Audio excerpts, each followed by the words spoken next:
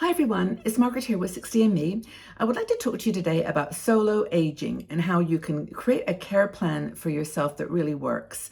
Now, if you are an older woman who is living alone and have no family either nearby or available at all to help you, this is an article that you want to listen to and take some notes.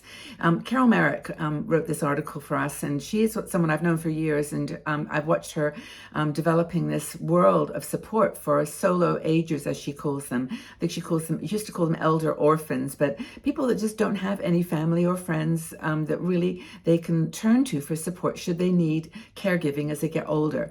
And she's got a website now, and also some really amazing, I think there's even a book out that talks about how to make a plan, so that when you're aging in that situation, you can manage. Now, the numbers are really, really strong. I think it's like 17 million people in the United States are people that have they're older people without family support.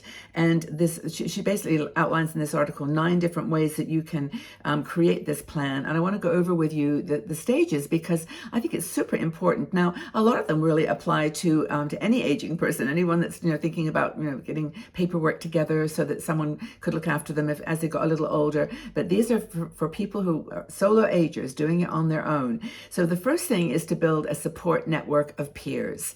Now, this is an obvious one, and I think it's as you get older, in general, you're looking for friends who are more aligned to your values and who understand you. But the thing is to do what you can to create a not people that are not in your direct family, but there are a network of peers who understand you. People that know what kinds of concerns you might have as you get older.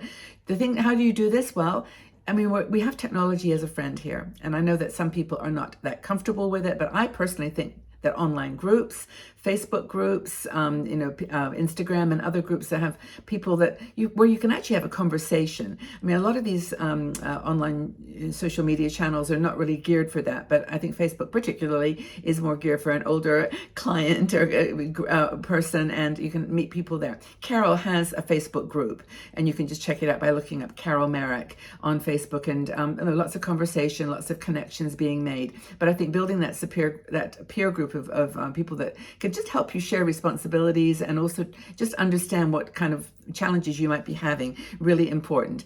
Another thing is your living situation in general.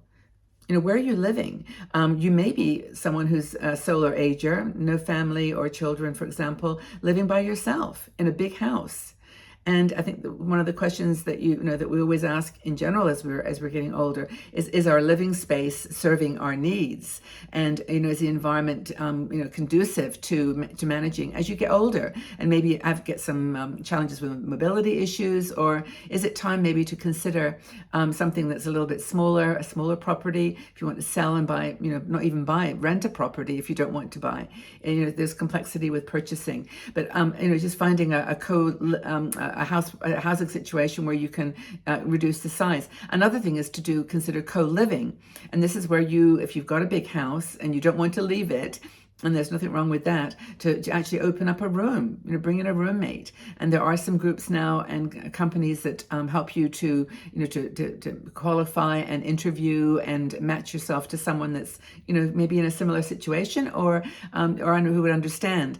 And again, Carol Merrick talks about this in her Facebook group, and lots of connections are made there. Another thing is co-housing, and this is basically where you would move into a house with a group of other people. And there are so many of these now. This is becoming really a popular direction to take, where people are buying an old house together, and either you can contribute to the purchase price of the house and have equity in it, or you can just be a renter in a big house with other maybe solo agers or other older people that are far away from their children or friends and family. It's just another support option to consider. That's the second way. The third thing is to have all your legal documents in place. Trust me, this can give you such a sense of power and security to know that everything is in one place, that if you are living alone and that's what you want to do, that's where you want to stay, that should something happen to you, all your paperwork is in one place, and you can reach out for your will, your living will, medical directive. That is such an important one as you get older, because some people want to get certain treatments should they go into a situation where they're not able to be responsive, but other people just don't. And if you don't write it down that you do not want to be resuscitated, for example, or you don't want to be put into a care home or whatever, that you then have that written down, and someone can, a legal person can deal with it for you. But it's super important. I have a big box. It's my white box. And I have family close by, so I'm not in this situation, but I would make it known to a person in legal authority that everything was there. And I'm sure that Carol gives some really good advice and specific direction here that you might want to check out. And by the way, Carol is one of many people now that's working with this area of elder orphans or solo agers. And if you're in that situation, just know that you're not alone. You've got some help that wasn't there 10 years ago or 5 years ago.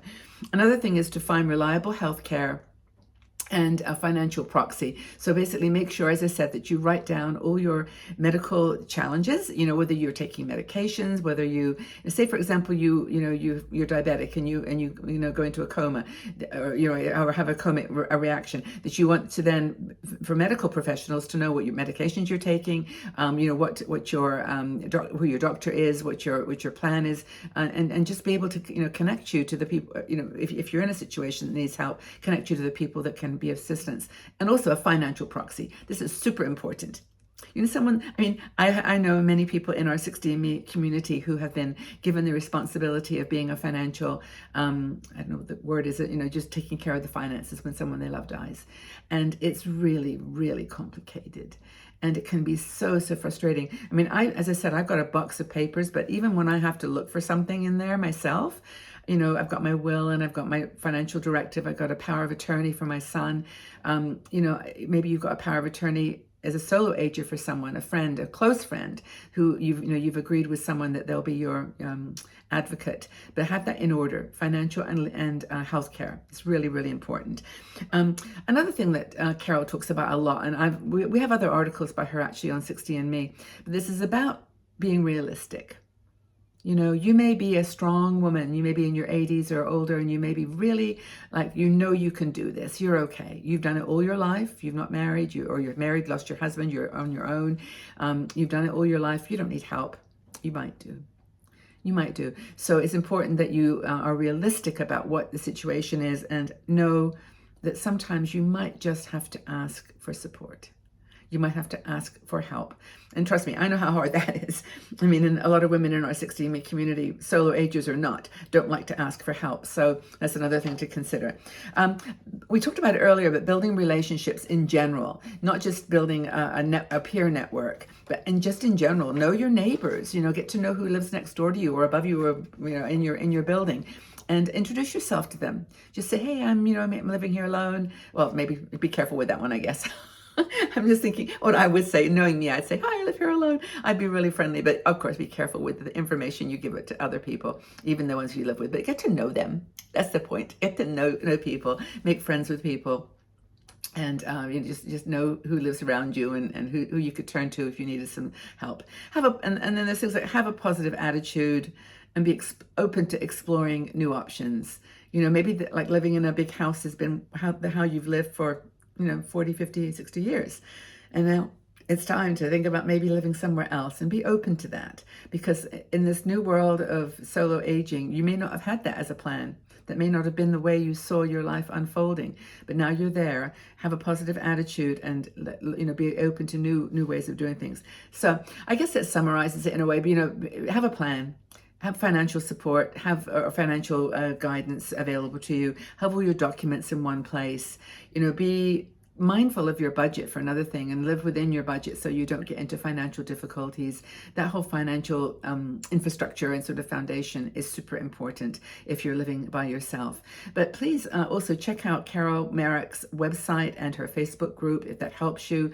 And if you've got any other groups that you've discovered, maybe you've got some people that you've discovered that have helped you in your situation, please let us know where you're going. There might be other groups that I'm not aware of, but I really would love you to share with each other because solo aging can be very, very challenging. And just take care of your health and your habits, and know what's good for you, and just be your own good guide and take care. But thank you for listening. Hope that you found it useful. If you do want to be checking out 60andMe's Patreon group, that's a good place to meet people who might be in a similar situation to you, make some friends in your area, close by. But we love to have you in our community here, and I appreciate you all so, so much. But sending lots of love from here, me, and back to you. Take care to stay strong and safe and confident and positive. Lots of love, everybody. Bye for now.